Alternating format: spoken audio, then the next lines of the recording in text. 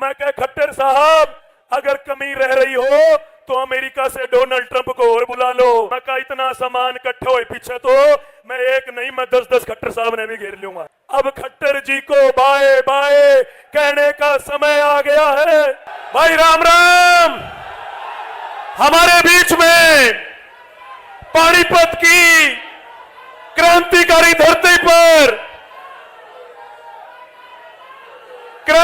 धरती पर मैं स्वागत करता हूं हमारी बड़ी बहन श्री प्रियंका गांधी जी का।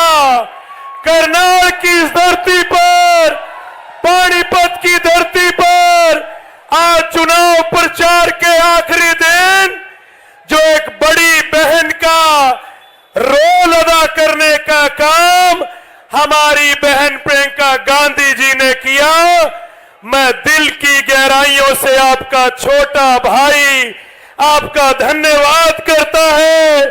हमारे बीच में हरियाणा के आन बान और शान 36 बिरादरी के बब्बर शेर नेता चौधरी भूपेंद्र सिंह हुड्डा जी का मैं यहां मेरा हौसला बढ़ाने के लिए जो आप यहां अपने बेटे को आशीर्वाद देने पहुंचे हैं, मैं आपका भी दिल की गहराइयों से आभार व्यक्त करता हूं। मैं आभार व्यक्त करता हूं हरियाणा प्रदेश कांग्रेस कमेटी के ऊर्जावान प्रदेश अध्यक्ष चौधरी उदय भान जी का कि वो भी आज यहां हमारे बीच में पहुंचे हैं। और मैं खास तौर पे धन्यवाद करता हूं, मैं धन्यवाद करता हूं उस नेता का जिसने राजनीति की नर्सरी में एक क्लर्क के लड़के को उंगली पकड़ के आज इस मंच पर पहुंचाया। मेरे नेता चौधरी दीपेंद्र सिंह हुड्डा जी का मैं धन्यवाद करता हूं। मंच पर विराजमान एक एक सम्मानित पूर्व विधायक सभी सीनियर कांग्रेस नेतागण का समय कम है क्योंकि आज हम सब आदरणीय बड़ी बहन प्रियंका गांधी जी को सुनने पहुंचे हैं। मैं सिर्फ 2 बातें ही कहूंगा। दीदी मैं बताना चाहूंगा ये करनाल लोकसभा की सीट पर एक साधारण से कार्यकर्ता को मेरे घर में तो आज तक किसी ने पार्षदी का भी चुनाव नहीं लड़ा, मेरे घर पर आज तक किसी ने सरपंची का चुनाव नहीं लड़ा।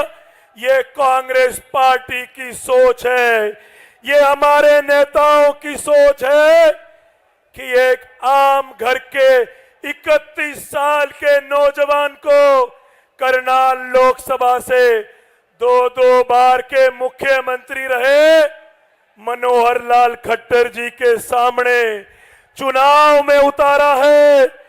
जब प्रत्याशी का ऐलान हुआ तो खट्टर साहब, दीदी खट्टर साहब कह रहे थे कि मैं तो सिर्फ कागज भर के आऊंगा, लोग मेरा चुनाव लड़ेंगे।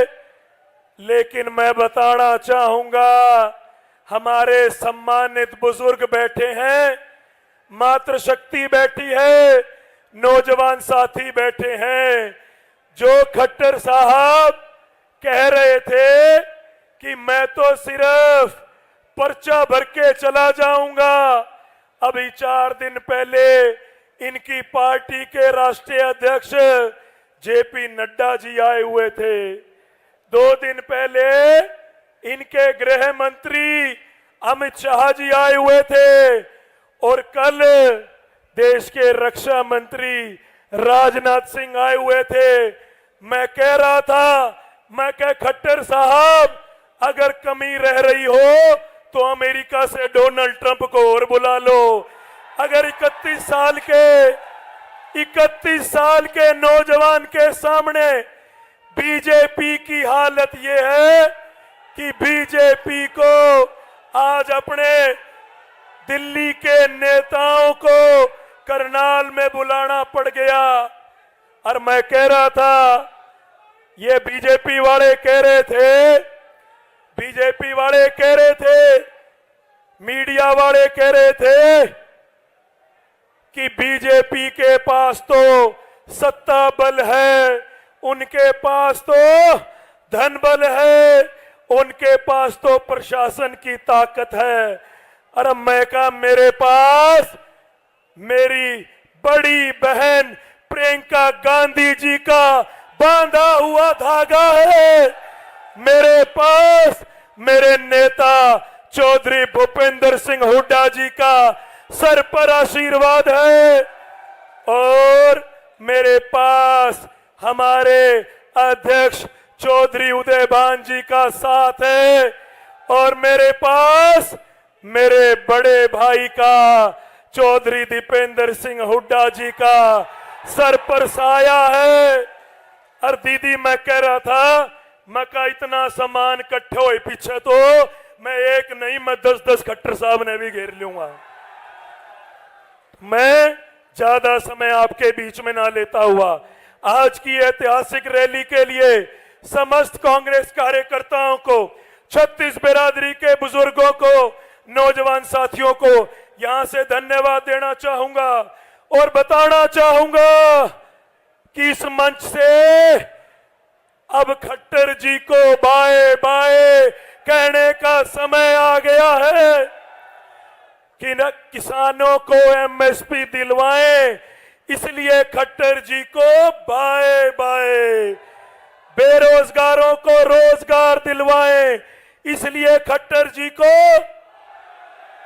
अग्निवीर को हटाएं, इसलिए खट्टर जी को, कर्मचारियों को ओपीएस दिलवाएं, इसलिए खट्टर जी को, गरीबों को राशन दिलवाएं, इसलिए खट्टर जी को, करनाल का भविष्य उज्जवल बनवाएं, इसलिए खट्टर जी को, और ईवीएम की मशीन पर हाथ का बटन दबाए और खट्टर जी को बाय बाय।